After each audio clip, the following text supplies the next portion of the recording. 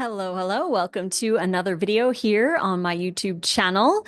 Today's question is, Lissa, I avoid a lot of social things, work events, and other stuff because it's just too overwhelming for me with the whole food thing. But I feel like I'm missing out. How can I work through that? So let's chat a little bit about that in this video.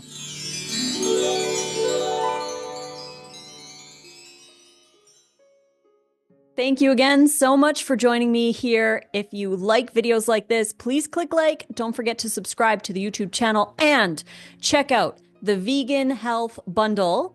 The link is in the description box below. You pay $49 and you get to download over $5,400 worth of vegan resources, including 8 things from Nate and I, the brand new, never before released Align and Awaken Affirmation Meditation Challenge that I created, Nate's brand new, never before released smoothie book. We've got the burger book, Tales from the Tailgate, Make It Raw 3, Meal Plan 3, Holiday Menu 3, and access to our class that we did on how we make breakfast, lunch, and dinner for both Nate and I in an hour. You get access to that video course as well when you buy the bundle. Not only are you getting our stuff, but you're getting over 80 downloads for $49. So if you want to see all of the things that you get, go click on the link in the description box below. You only have until March 10th to do so, to go grab the bundle. So go do that right now. You can always come back and watch the rest of this video. Go get the bundle and then come back. So today, the question is, Lissa, I avoid a lot of social things, work events, and other stuff because it's just too overwhelming for me with the whole food thing, but I feel like I'm missing out. How can I work through that? So my answer to this is you deserve to have this social interaction. And yes, the food thing can be overwhelming, but it is important to go to these events and connect with other people, regardless of what food is being served. So the first thing I would do in this kind of a situation would be to have a plan. Always have a plan. Where is the event located? Is it a potluck? Can you bring some of your own food? Is it at a restaurant? Can you call the restaurant in advance? Can you take your own dressing? Can you bring extra food? What is the situation? What can you do with that situation to make it work for you? So that's the first thing. Have a plan. What are you going to eat? What are you going to take? Can you call the restaurant? Figure that out first, and then you are set up to be able to go to these things because you will have a plan. Success always starts with a plan. So you need to have a plan in order to enjoy these kinds of events. Then learn how to embrace these types of events with a different mindset. Instead of thinking of them as a chore, start to think of them as an exciting way for you to reinforce your new habits.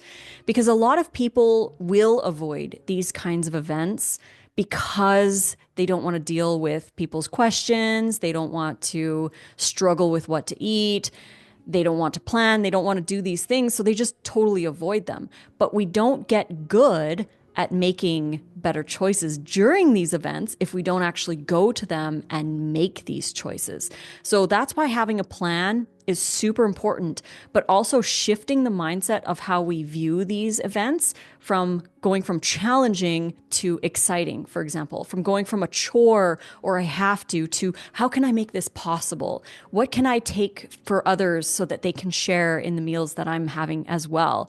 What can I do to make this event happen so that I can enjoy the people that I'm hanging out with and I can enjoy the ambiance, the atmosphere, or whatever it is, while still sticking to my healthy habits? So yes, you can still go to these things, and I really highly encourage people to do that instead of avoiding them and not hanging out with these people and not experiencing these moments, to actually embrace it as something fun that you get to do, something out of the ordinary. How are you going to make it happen? What are you going to take? What can you eat? And if you reframe it that way, it can be a lot easier to make it to these gatherings. And remember, when you do go to these gatherings, yes, you'll probably get questions. Yes, you'll probably get asked if you want to eat this thing. Remember that when you say no to whatever it is that they're offering, you're actually saying yes to yourself. And we mentioned this in a previous video. You want to say yes to yourself. So if they offer you something that is no longer part of your diet, just say, no, thanks. I'm grateful that you offered, but I'm going to stick with this or what have you. And another thing that really helps is when people are asking you questions about why you're eating differently or what you brought or what have you, the best way to drop their guard is to just say, I'm just trying to eat healthier. That's all. You don't have to go into the raw vegan thing. You don't have to go into veganism. You don't have to go into details unless they genuinely ask and they really want to. No, but you don't have to share that kind of information. If you share that you're just trying to eat healthier, most of people know that we should be probably eating healthier in general. So when you say that, it drops their guard because they're like, oh yeah, I should probably eat healthier too. That looks pretty good, right? So that's a great way to deal with people's questions and also deflecting their questions by asking them a question. Asking them a question about themselves is always good because then they start talking about themselves, which is easy for most people to do. Or ask them a question back. Like if they say, well, where do you get your protein? You be like, well, where do you think I get my protein?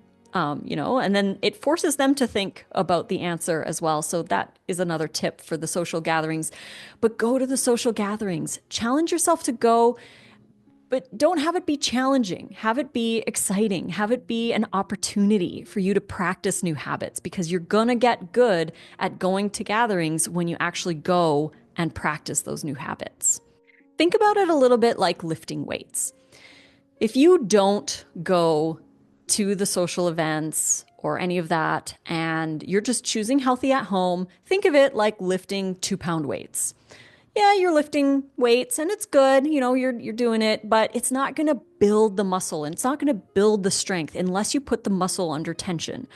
Going to these social events, going to the potlucks, going to Aunt Jenny's barbecue or what have you, that is like lifting 20-pound weights, right? You're going to build that muscle of getting good at making those choices during the social situations. But if you never go to those social situations, you're just lifting the 2-pound weights over and over and over again. You're not really growing in those challenges. And we get good at things when we apply ourselves in those challenging situations. So it's actually really beneficial to go to them and practice those new habits. How are you going to make it work? What are you going to take? What are you going to bring? Plan it out. Get excited about it and then follow through. Go to the thing, do the thing, experience it, and learn from it. It's another big one is learning from it. What could you do differently next time? What could you take differently next time? Did you need to bring a double batch or a triple batch because everybody else wanted to have some of your food? Look back at the event and dissect it. See, what could you do differently the next time you have a social event? And then start to think of them as, fun things that you can go to, that you can challenge yourself to practice these new habits. So that's what I would do. If I were you, if you are having issues with those social events, I would challenge you to work through it, is to just have a plan, embrace a new mindset with it, and make it work. Make it fun, make it a game, make it exciting, and go to them because you deserve to hang out with those awesome people. So thank you so much for joining me for this video. I hope you enjoyed it. If you did, click like, don't forget to subscribe to the YouTube channel and check out the Vegan Health Bundle, which is going on right now. There's only a few days left to get it. You pay $49 and you get access to download over $5,400 worth of vegan resources.